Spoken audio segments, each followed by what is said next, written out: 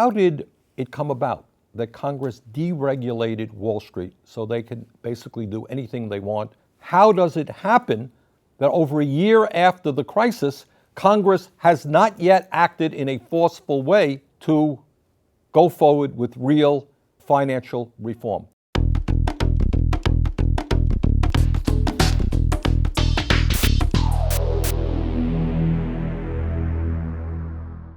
It's a complicated issue, but it boils down to the Supreme Court considering a dramatic change that could do away with the ban on direct corporate campaign spending.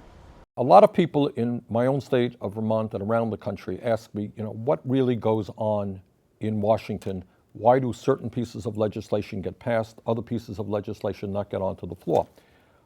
And unfortunately, this enormously important issue, which gets to the heart and soul of the problems with our democracy right now, doesn't get the kind of discussion that it deserves from the corporate media for obvious reasons. And it's something I want to say a word about. All of you know that last year, as a result of the greed and the illegal behavior of a handful of people on Wall Street, our country was plunged into the worst economic decline since the 1930s. And the suffering is intense, massive unemployment, people losing their homes, people losing their savings, people losing their pensions. We all know what's going on. How did it come about that Congress deregulated Wall Street so they could basically do anything they want, sell worthless derivatives, do the subprime mortgage business which they did, which brought us to where we are? How does it happen that over a year after the crisis, Congress has not yet acted in a forceful way to go forward with real financial reform?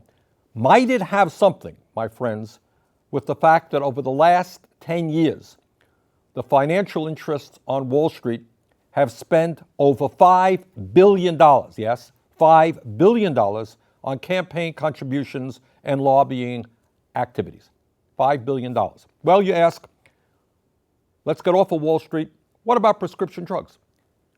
How is it that in the United States of America, we pay by far the highest prices in the world for prescription drugs? In some cases, 2 or 3 times the price for the same exact drugs sold in Canada or in Europe. Do you think maybe it has something to do with the fact that since 1998, the pharmaceutical industry has spent over $1.6 billion on lobbying, and that maybe it has some effect, some reason related to the fact that they have over 1,100 lobbyists right here in Washington? That's more than 2 for every member of Congress. The amount of money we spend on the military, despite the end of the Cold War, goes up and up and up. Do you think it has something to do with the fact that over the past decade, the defense industry has spent more than $447 million on lobbying and $144 million in campaign contributions? ExxonMobil, year after year, record-breaking profits, working people pay very high prices at the gas pump. Bottom line here is you got a horrendous situation in which big money controls to a very significant degree the agenda. If you don't have the money, you get to the end of the line. And let me tell you something. Right now, the Supreme Court is looking at the possible overturn of what we call the Austin decision. If that takes place, you're going to see everything that I told you become nickel or dime, because the coffers of all of the large corporations will be open for them to directly fund TV ads in this country. So you're not going to just deal with political action committees, you're going to deal with the treasuries of large corporations. So in my view, this is a huge issue we have got to deal with.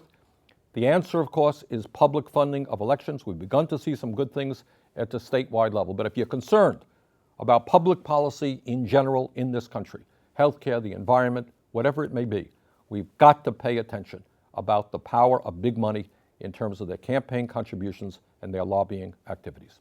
Thank you.